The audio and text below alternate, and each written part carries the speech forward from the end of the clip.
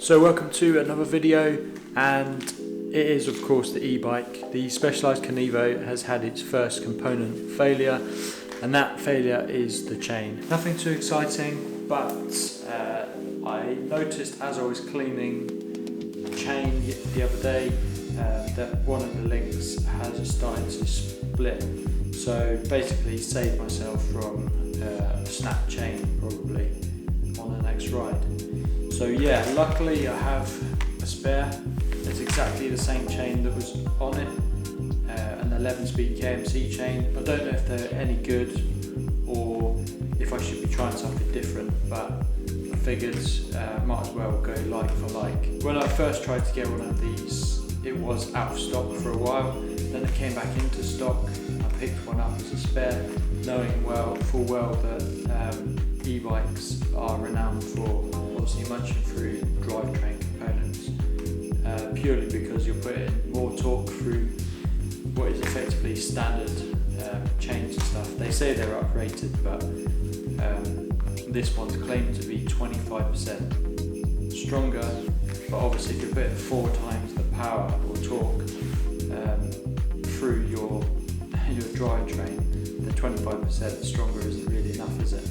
So yeah, I try and look after my stuff, try and look after the chain as best as possible, and hence why when I was cleaning it I noticed that there was a small crack. So I don't really know what's caused it. Maybe it's something that I've done, or maybe it's just an e-bike thing. I'm going to connect my phone to the e-bike and check the mileage so I can get a bit of an estimation as to how many miles are on the current chain, and then see how long the second one lasts. So the one thing that I don't really know is the chain stretch or wear. I don't have a wear indicator gauge, so I don't really know how far the chain is worn, but the bike has done limited mileage, I think, because I have a normal bike as well, but who knows, maybe the chain's worn as well, but it looks pretty clean and pretty tidy. Generally the drivetrain is pretty tidy, so just one of those things I think. But I'm going to go change this chain quickly now, and then we'll be ready to hit the trails in the next ride. There it is. Let's see if it focuses. It's not like the chain's hanging off, but obviously with 4 times the torque in full turbo mode going through that chain, there's a good chance it could pull apart and I'll be stranded. I should carry a quick link with me, but like most people, most of the time I do not. So yeah, maybe I will from now on. I don't know if it's, again, like I said, if it's something I've done, shifting poorly, shifting in turbo or something. Generally I try not to do that. This bike spends most of its life in eco mode, because I feel like that's enough for most of my riding, probably because I switch between the 2 bikes, and that's, yeah, what can I say? It's just one of those things. Anyway, I'm going to swap the chain out now and should be back out in no time.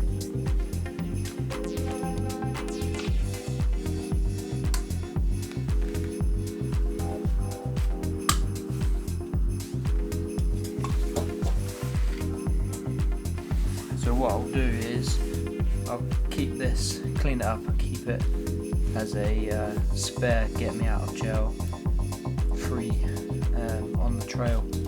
Obviously you're not supposed to reuse quick links, they're not recommended anyway, and you shouldn't use more than one in case you've not heard of that before, but it's worth keeping an old one, and like I said, take it with you on a trail. And if your chain breaks, you can, using a chain tool, it's a lot quicker to remove a link and then put a quick link in to get you out of jail and get you home.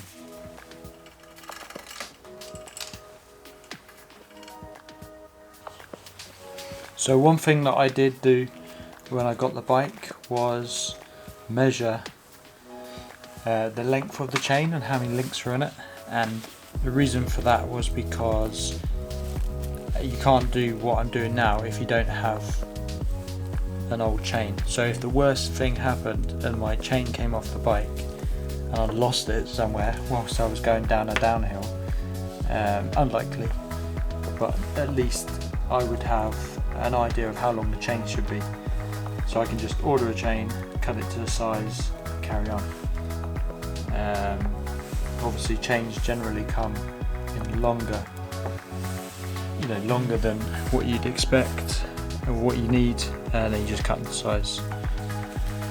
So having them side by side is obviously a good way to compare the length, but it's also worth counting the links as well, just to be doubly sure. So that is exactly what I'm doing here. And then it's just a case of using the chain link tool to chop it down, and then use the quick link onto the bike. 57 and then 58 with the quick link. I'll be using my Crank Brothers multi-tool because it's got a chain breaker on there, and it's the only chain breaker that I do actually own. The new chains come with quite a lot of grease on, thick grease, probably anti-corrosion I guess, so they don't rust in the shipping containers on the way over.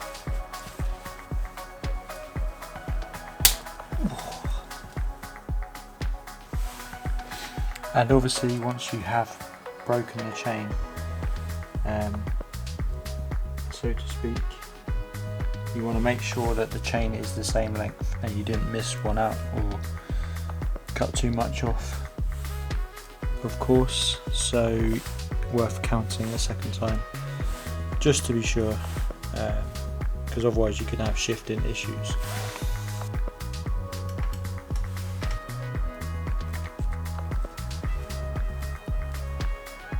So one thing I should say about this chain is it is not a directional chain, so there's no specified direction to install it in, which I guess you could say makes things a little bit easier potentially.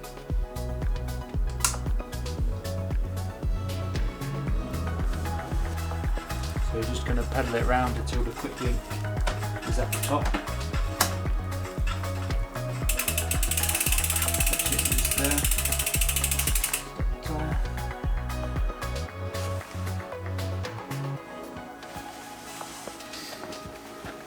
And then one thing I should have said is make sure you have your motor disconnected.